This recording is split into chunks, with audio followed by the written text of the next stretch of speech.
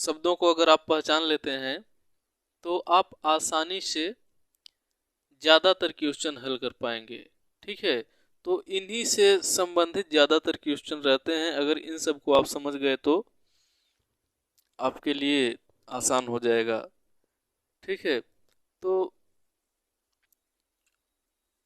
आपको तो पढ़ते रहना है, जो पढ़ रहे हो उसको पढ़ते रहिए, और जो निगेटिव और पॉजिटिव कुछ कीवर्ड होते हैं उसको आप पहचान लीजिए।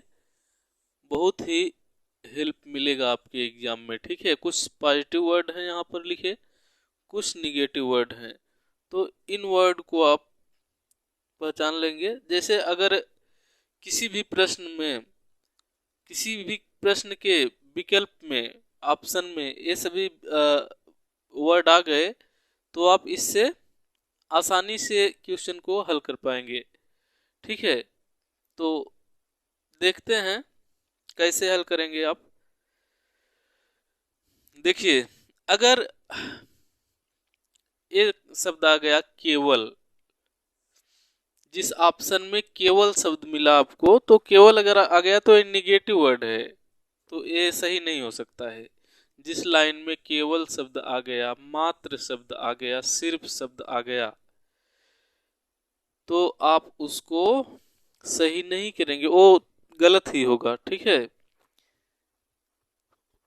तो ये निगेटिव वर्ड है, निगेटिव वर्ड हैं ये सभी। अगर ये सभी आते हैं ऑप्शन में, किसी ऑप्शन में, किसी प्रश्न के ऑप्शन में, तो वो गलत होता है। ठीक है, अगर दंड देने की बात की जा रही है, बच्चों को अगर दंड देने की बात की जा रही है, ये तो एकदम गलत होगा। ठीक है, गलत होगा। सजा देने की बात की जा रही है बच्चों को, तो सजा भी आप नहीं दे सकते। ठीक है, बच्चों को आप पढ़ा रहे हैं तो उनको सजा नहीं दे सकते, वो कितना भी गलती करे लेकिन आप सजा नहीं दे सकते हैं। ठीक है, अगर सजा देने की बात आए तो ये भी गलत हो जाएगा। जिस लाइन में सजा देने की बात की जाए तो वो गलत माना जाएगा, गलत रहेगा। ठीक है, उसको गलत काट देंगे। कहने का मतलब वो सही नहीं होगा। रटना, रटने की बात की जाए जहां पर, ये भी निगेटिव है।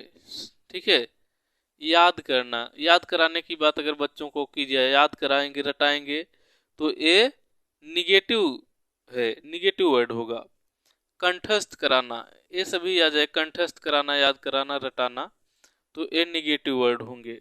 ठीक है, तो निगेटिव वर्ड जितने होंगे वो सही नहीं होंगे। निष्क्रिय, निष्क्रियता की बात अगर आ रही है तो ये भी निगेटिव वर्ड हो जाएगा। ठीक है, निष्क्रिय, बच्चे निष्क्रिय हैं, अगर निष्क्रिय, ध्यान नहीं दे रहे हैं, तो ये भी निगेटिव वर्ड होता है। ठीक है, तो इसके बाद अगर खाली स्लेट या कोरी पट्टी, जैसे कोई बच्चा आता है विद्यालय में एडमिशन कराने के लिए आता है, तो वो कोरी पट्टी नहीं होता है, उसका दिमाग कोरी पट्टी नहीं होता है, खाली स्लेट नहीं होता है।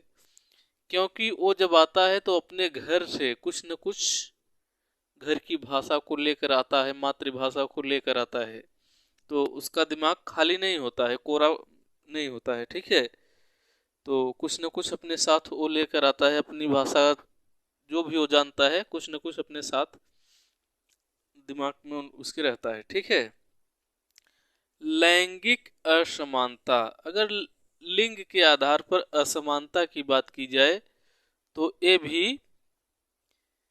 निगेटिव वर्ड है। ठीक है, ये भी निगेटिव वर्ड हो जाएगा।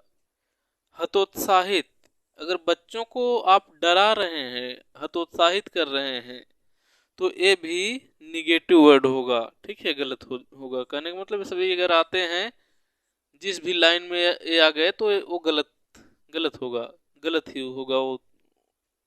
ठीक है, अगर आप शिक्षा दे रहे हैं, रोजगार के लिए दे रहे हैं, व्यावसायिक शिक्षा दे रहे हैं, उच्च ग्रेड यानी ज्यादा नंबर, अच्छे अंक पाने के लिए आप पढ़ा रहे हैं, तो ये भी निगेटिव वर्ड है। ठीक है, आप उच्च शिक्षा मतलब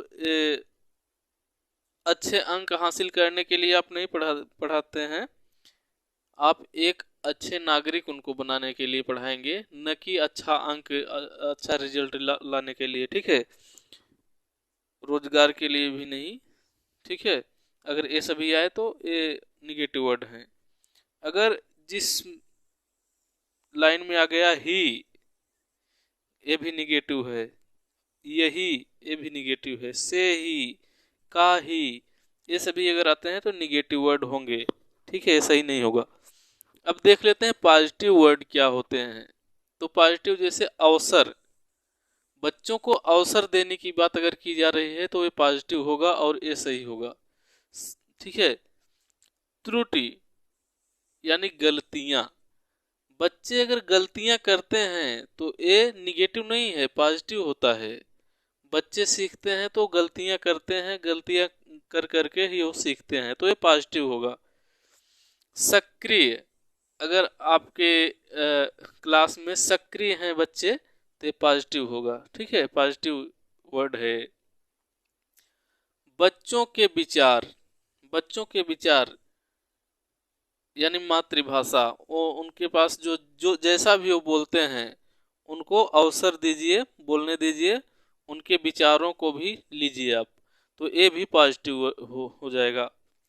इसके बाद वास्तविक यानी दैनिक जीवन से जोड़ना, जो भी आप पढ़ा रहे हैं उनको दैनिक जीवन से जोड़कर पढ़ा रहे हैं, ऐसी बात अगर की जा रही है प्रश्न में तो ये भी पॉजिटिव वर्ड हो जाएगा, ठीक है। वास्तविकता, जिसमें वास्तविकता दिखाई जाए या दैनिक जीवन से, उनके जीवन से जोड़ करके पढ़ाया जाए, ऐसी कोई बात की जाए तो पॉजिटिव वर्ड हो जाएगा।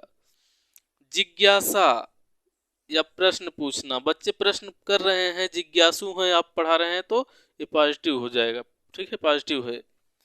यानी आप पढ़ा रहे हैं तो मतलब एक्टिव हैं बच्चे, तो ये पॉजिटिव होता है वर्ड। तो ऐसे वर्ड आएंगे अगर तो सही होता है ऑप्शन। बच्चा के हित में हरदम, कोई भी अगर आप उत्तर दे रहे हैं, आंसर कुछ कोई भी दे रहे हैं तो बच्चों के हित में ही आंसर देंगे तो गलत नहीं होगा, ठीक है। यानी बच्चों को अपना बच्चा मान करके, बच्चे को भगवान मान करके उत्तर देंगे, यानी बच्चे की कोई गलती नहीं होती, बच्चे की गलती नहीं हो सकती। जो भी गलती होगी पढ़ाने वाले की गलती हो सकती है और सभी की गलती हो सकती है, लेकिन बच्चे की गलती नहीं हो सकती है, ठीक है। तो बच्चे की गलती आप नहीं निकालेंगे, बच्चे की गलती जिसमें निकालेंगे तो वो आपका गलत प्रश्न हो जाएगा। तो बच्चे की गलती नहीं निकालना है, नहीं निकालेंगे। इसके बाद समावेशी शिक्षा, समावेशी शिक्षा का मतलब एक समान शिक्षा सभी बच्चों को देने की बात की जाए तो ये भी सही है, ठीक है। एक समान शिक्षा, अगर एक क्लास में सभी बच्चे बैठे हैं तो सबको एक जैसा ही पढ़ाना है आपको, ठीक है। समावेशी शिक्षा का मतलब ये हुआ, और ये भी पॉजिटिव है। हस्तपरक यानी करके सीखना, बच्चे अपने हाथ से करके सीख रहे हैं, कोई भी चीज करके, खुद करके सीख रहे हैं, अगर ऐसी कोई बात प्रश्न में की जा रही है जिस ऑप्शन में, तो ये ऑप्शन सही होगा, पॉजिटिव वर्ड है, ठीक है। बहुभाषिकता, अगर बहुभाषिकता की बात आए जिस प्रश्न में तो ये भी पॉजिटिव होगा, यानी बहुत सी भाषाएं अगर आ रही हैं तो ये संसाधन के रूप में लिया जाएगा, ठीक है।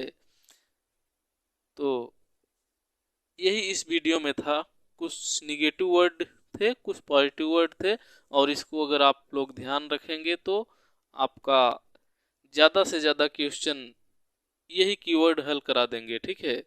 तो कीवर्ड से, कीवर्ड को हम भी याद किए थे और हमारा भी निकला था, बढ़िया से निकल गया था सीटेट, तो इसी तरह से आपका भी निकल जाएगा। थोड़ा सा आपको ध्यान देना होगा ये कि आपको डरना नहीं है, अगर ज़्यादा प्रेशर लेंगे तो जो आता रहता है वो भी नहीं कर पाते हैं, ठीक है।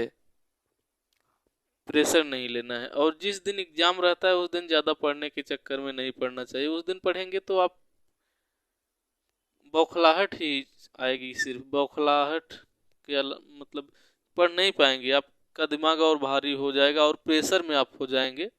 तो जिस दिन एग्जाम है उस दिन आप एकदम फ्री रहिए, कोई टेंशन ही मत लीजिए, थोड़ा बहुत भले देख लीजिए, सरसरी निगाह से देख सकते हैं, लेकिन ज़्यादा मेहनत से उस दिन नहीं पढ़ना चाहिए, हमको लगता है ऐसे। अगर आप पढ़ सकते हैं, आपको कोई ऐसा कुछ दिक्कत अगर नहीं होता है, प्रेशर आपको नहीं बढ़ता है, तो आप पढ़ सकते हैं, ठीक है।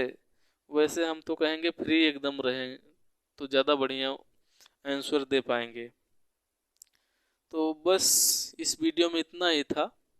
और इसके अलावा आपको सबसे बड़ी अच्छा काम ये रहेगा कि आपको प्रीवियस पेपर जरूर हल करना है। अगर प्रीवियस पेपर आप लगातार हल करते रहेंगे तो आप फेल हो ही नहीं सकते सीटेट में। ठीक ठीक है। शुरुआत में अगर हल करेंगे तो आप गलती करेंगे, गलत करेंगे, और उससे डरना नहीं है कि हमसे गलत हो रहा है, नहीं हो पाएगा। गलत होगा, धीरे धीरे बार बार करिए उसको, फिर सही होगा, ठीक है। शुरू में सबका गलत होता है, सिर्फ आपका नहीं, सबका गलत होता है, तो उससे डरना नहीं है। प्रीवियस पेपर लेकिन हल करना है। अगर प्रीवियस पेपर नहीं हल करेंगे तो ये पढ़ने से कोई मतलब नहीं होगा, ठीक है। तो प्रीवियस पेपर आपको हल करना है। तो इस वीडियो में बस इतना ही। हम मिलते हैं किसी दूसरे वीडियो में, तब तक के लिए नमस्कार।